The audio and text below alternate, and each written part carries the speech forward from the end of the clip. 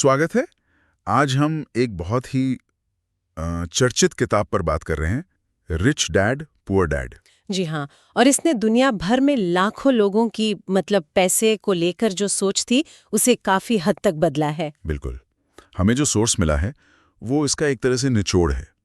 तो आज हम इसी सोर्स के जरिए किताब की जो मुख्य बातें हैं उनको समझने की कोशिश करेंगे। हाँ, देखते हैं कि क्या है जो इसे इतना प्रभावशाली बनाता है। कहानी का जो आधार है वही बड़ा दिलचस्प है। दो पिता हैं ना, और दोनों की पैसे को लेकर सोच एकदम अलग। बिल्कुल, एक पुअर डैड और दूसरे रिच डैड। हाँ, तो चलिए इसी पर थोड़ी बात करते हैं। कौन है ये दो पिता?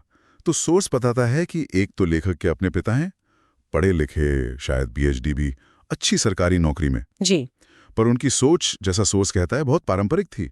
मतलब खूब पढ़ो, अच्छी डिग्री लो, मेहनत से नौकरी करो और पैसे बचाओ, सुरक्षित रास्ता। हाँ, सुरक्षित रास्ता। और दूसरी तरफ हैं उनके दोस्त के पिता, रिच डैड। रिच डैड, हाँ, वो ज्यादा पढ़े लिखे नहीं थे, शायद 8वीं पास भी मुश्किल से, पर वो एक कामयाब व्यवसायी थे।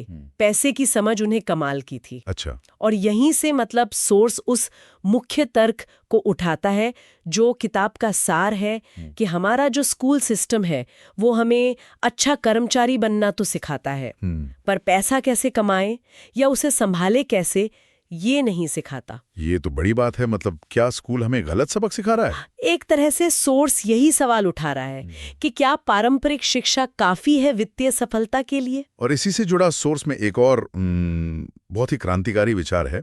अमीर लोग पैसों के लिए काम नहीं करते, वो पैसे को अपने लिए काम करवाते हैं। हाँ, ये लाइन तो बहुत मशहूर हुई है। सुनने में तो ये बहुत अच्छा लगता है, पर इसका असल मतलब क्या है? सोर्स कैसे समझाता है इसे? देखिए, इसका सीधा सा मतलब है कि सिर्फ अपनी मेहनत की कमाई पर निर्भर मत रहो। अच्छा। सोर्स कहता है कि असली दौलत तब बनती है जब आप अपने पैसे को ऐसी जगह लगाते हैं जहां वो खुद ब खुद बढ़ता रहे, बिना आपके लगातार उसमें मेहनत किए। यानी निवेश। हाँ, निवेश।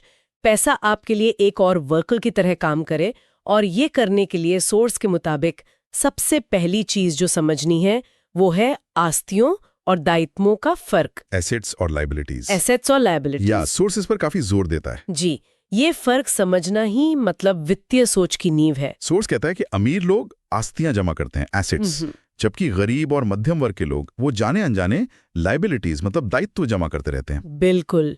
और आस्तियां क्या है सोर्स के हिसाब से? वो चीज जो आपकी जेब में पैसा डालती है, जैसे कोई प्रॉपर्टी किराए पर दी हो तो उसका किराया, स्टॉक्स जिससे डिविडेंड मिले, बॉन्ड्स, या कोई बिजनेस जो खुद चलता हो। सही।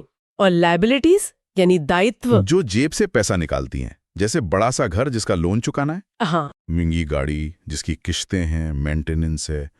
सोर्स का तर्क है कि जिसे हम अक्सर अपनी संपत्ति समझते हैं, जैसे अपना घर, वो भी एक दायित्व हो सकता है अगर वो पैसा निकाल रहा है लगातार। ये बहुत बहुत महत्वपूर्ण बात है। फर्क बारीक है पर असर बहुत बड़ा है। तो फिर अगर हमें आस्तियां खरीदनी है, लायबिलिटीज से बचना है, तो इसके लिए चाहिए क्या? सिर्फ पैसा होना काफी है, जैसा सोर्स कहता है? नहीं, सोर्स साफ कहता है सिर्फ पैसा काफी नहीं है। सबसे जरूरी चीज है वित्तीय साक्षरता, फाइनेंशियल लिटरेसी। वित्तीय साक्षरता मतलब पैसे की समझ, ये समझना कि पैसा काम कैसे करता है।